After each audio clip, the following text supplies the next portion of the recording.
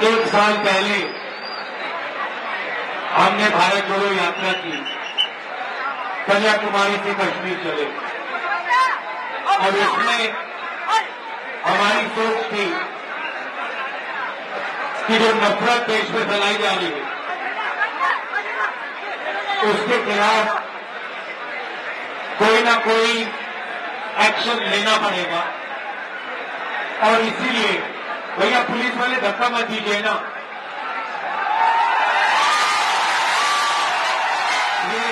ये मोदी जी की रैली नहीं है, ये हमारी रैली है। उसमें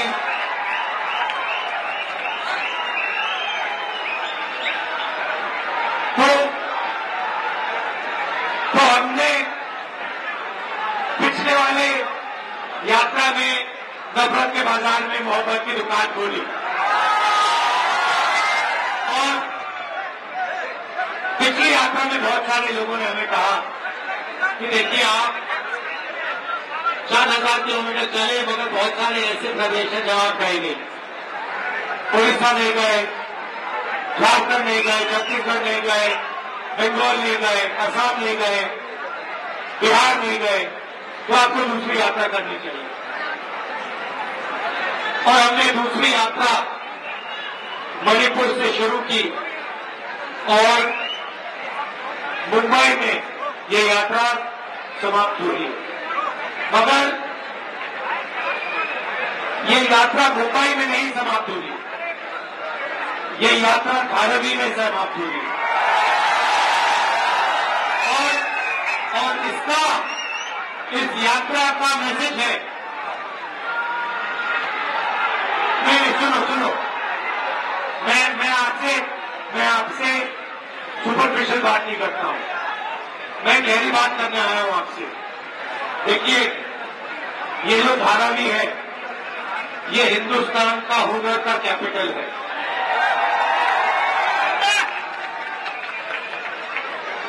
जिसको हम स्किल कहते हैं, हुनर कहते हैं, जिसको जुगाड़ कहा जाता है, ये इन चीजों का कैपिटल है, राजनीति है हिंदुस्तान में हुनर की। और शुरुआत हमने कहा कि मणिपुर में क्यों? क्योंकि मणिपुर में बीजेपी ने सिविल वॉर का माहौल बना रखा है। भैया पुलिस वाले धक्का मत दो, कुछ नहीं होने वाला।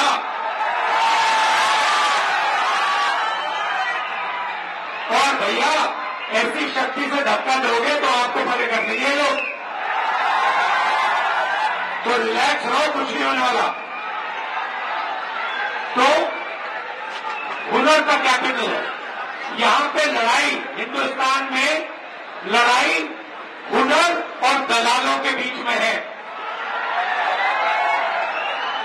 धारावी और अदानी के बीच में है।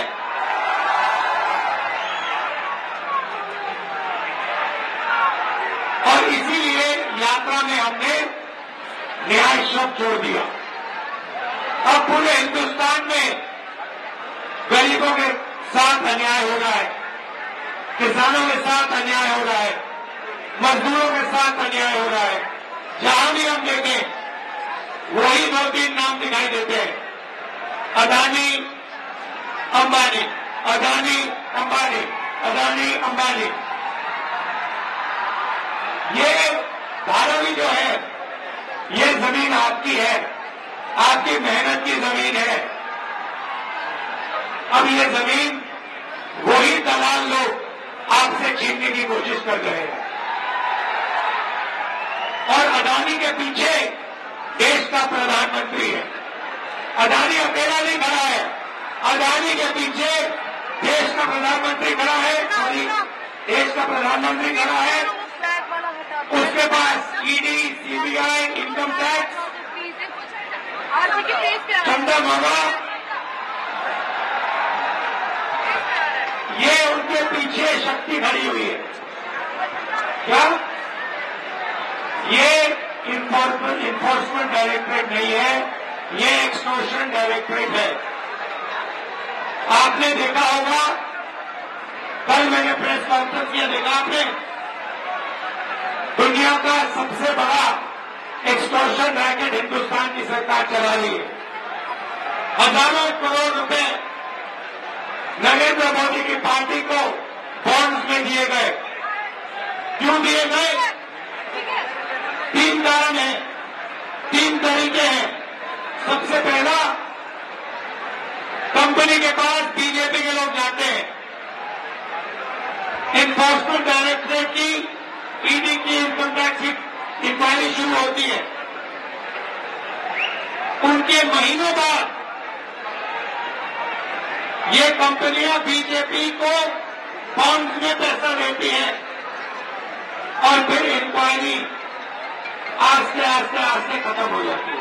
यह है पहला तरीका, यह है मोदी का पहला तरीका। दूसरा तरीका, कंपनी के पास जाते हैं, कहते हैं देखो धारावी में प्रोजेक्ट है, तुम लोगों को हम प्रोजेक्ट देंगे, रेवेन्यू शेयर बीजेपी पार्टी को देना पड़ेगा, पार्टनरशिप आप हमारे साथ कीजिए, धारावी की जनता को हम बड़े करेंगे, पुलिस का प्रयोग करेंगे, जो आपको धारावी के रीडेवलपमेंट से पैसा मिलेगा उसका परसेंटेज आप बीजेपी की बॉन्ड्स में दिलवा दीजिए। यह दूसरा तरीका। और तीसरा तरीका, सीधा जाके कंपनियों से ये हफ्ता लेते हैं। ये है 3 तरीके नरेंद्र मोदी के भ्रष्टाचार के। अब मैं आपसे सवाल पूछना चाहता हूं, हिंदुस्तान में पिछड़े वर्ग के कितने लोग हैं? कितनी परसेंट है पिछड़े वर्ग के लोग हिंदुस्तान में? कितने हैं?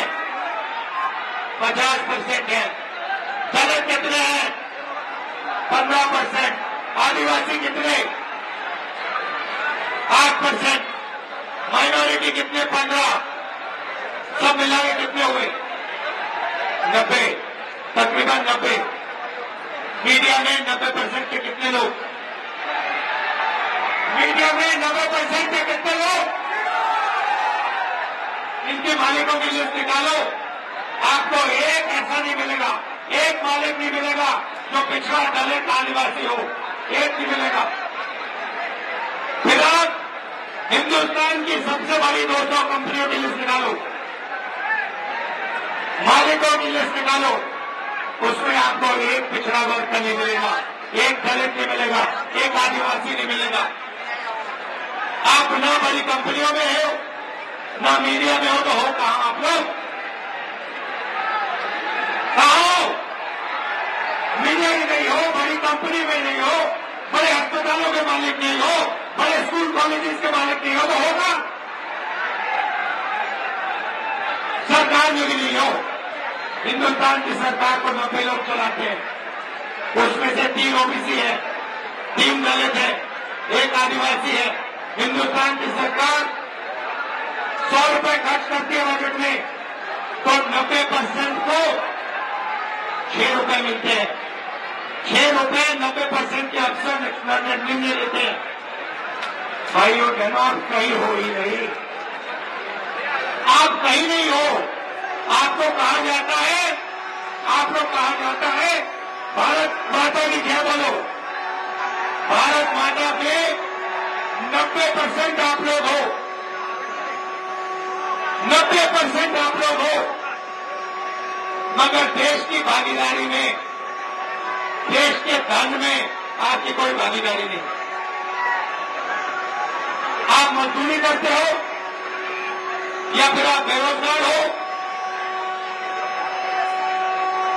या फिर आप कॉन्ट्रैक्ट लेबर करते हो, मनरेगा का काम करते हो।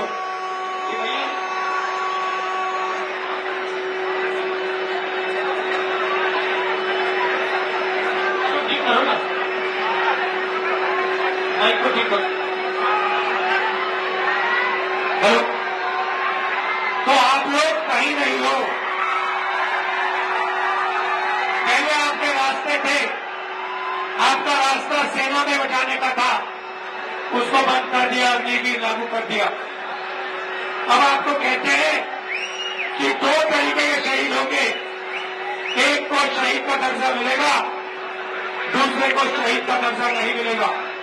चाइना के सैनिक 5 साल ट्रेनिंग करेंगे, हमारा अग्निवीर 6 महीने ट्रेनिंग करेगा, और जब अग्निवीर शहीद होगा उसे ना पेंशन मिलेगी, ना उसे शहीद का दर्जा मिलेगा। उसे कहा जाएगा आप मर गए मगर आप शहीद नहीं हो।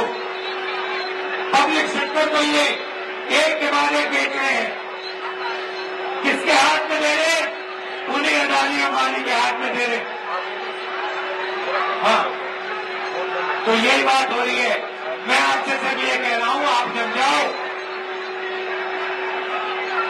आपको लूटा जा रहा है, 24 घंटे आपको लूटा जा रहा है और आप देखते जा रहे हो। मैनिफेस्टो में हमने क्रांतिकारी काम करना है। पहला काम जाति जनगणना, इससे सबकी गिनती हो जाएगी, सबको पता लग जाएगा किसकी कितनी आबादी। उसके बाद इकोनॉमिक सर्वे होगा, फाइनेंशियल सर्वे होगा, हिंदुस्तान की सब संस्थाओं का सर्वे होगा। सबको पता लग जाएगा हिंदुस्तान के धन में किसकी कितनी भागीदारी है। दूसरा कदम, 1 लाख रुपए हिंदुस्तान की हर गरीब महिला को हमारी सरकार देने जा रही है। ये 16 लाख करोड़ रुपए इन्होंने 20 लोगों 25 लोगों का कर्जा माफ किया है। ये हर रोज अरबपतियों को धन देते रहते हैं, बांटते रहते हैं। इसीलिए हम हिंदुस्तान की गरीब महिलाओं को 1 लाख रुपए साल का, 8,400 रुपए महीने का देने जा रहे हैं। आखिरी बात मैं आपसे कहना चाहता हूं, देखिए, ये दाना भी आपका है, ये आपका है और ये आपका रहना चाहिए।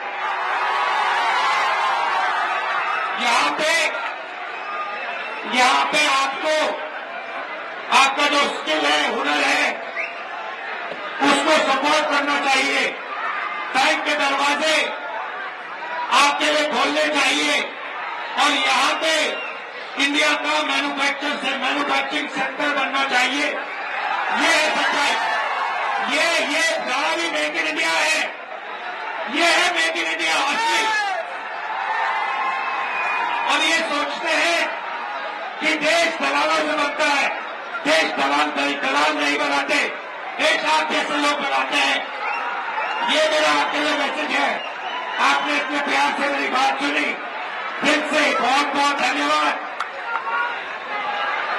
हाँ, मेहनत आप करते हो